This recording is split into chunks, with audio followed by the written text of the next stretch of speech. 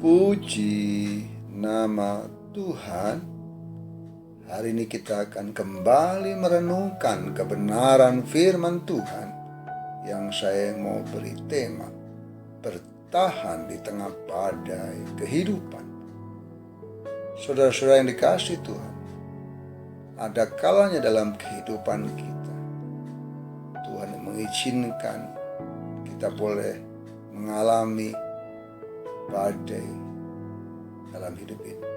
Dan hari ini firman Tuhan ingin mengajar kepada kita mengapa kita perlu bertahan di tengah-tengah badai kehidupan yang kita hadapi.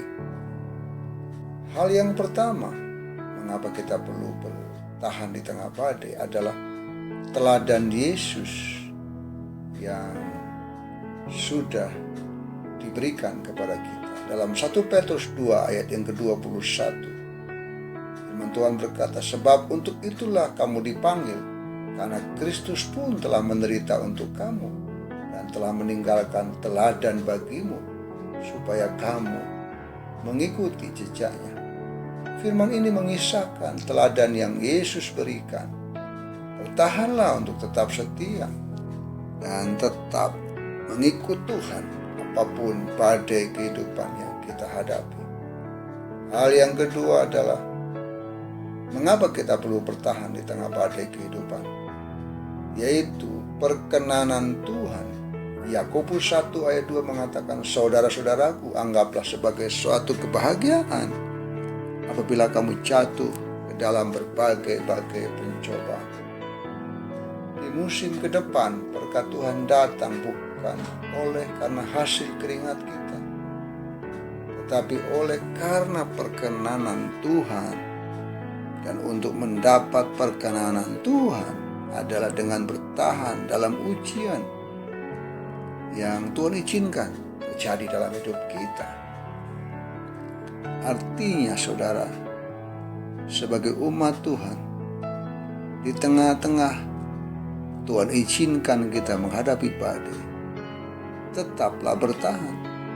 Dan yakinlah ketika kita tetap bertahan di tengah-tengah berbagai-bagai pencobaan, di balik semuanya itu ada perkenanan Tuhan yang akan Tuhan nyatakan dalam hidup kita.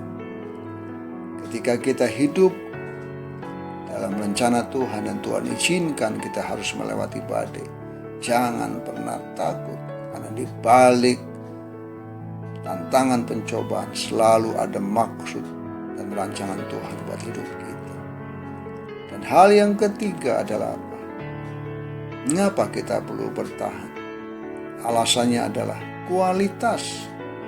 Yesaya 30 ayat 20-21. Dan walaupun Tuhan memberikan kamu roti dan air serba sedikit, namun pengajarmu tidak akan menyembunyikan diri lagi, tetapi matamu akan terus melihat Dia, dan telingamu akan mendengar perkataan ini dari belakangmu. Inilah jalan, berjalanlah mengikutinya, entah kamu menganan atau mengiri. Dengan bertahan akan memunculkan kualitas dalam diri kita. Sebab hari-hari yang diperlukan Tuhan adalah dipercaya Tuhan oleh karena kualitas dalam diri kita. Hari-hari ini Tuhan akan mempercayakan banyak hal untuk kita, umat Tuhan. Oleh karena itu, apapun proses yang harus kita alami, kalau Tuhan izinkan kita memasuki proses demi proses, percayalah bahwa Tuhan sedang menguji kita, sehingga kita akan muncul seperti emas. Kita akan terlihat kualitas iman kita lewat proses yang kita hadapi. Kita belajar supaya sungguh-sungguh hidup kita semakin berkenan dan semakin berkualitas di hadapan Tuhan. Itulah sebabnya tetaplah bertahan di tengah-tengah badai kehidupan yang Tuhan izinkan. dan tetaplah percaya bahwa Dia Tuhan Allah yang tidak pernah membiarkan kita.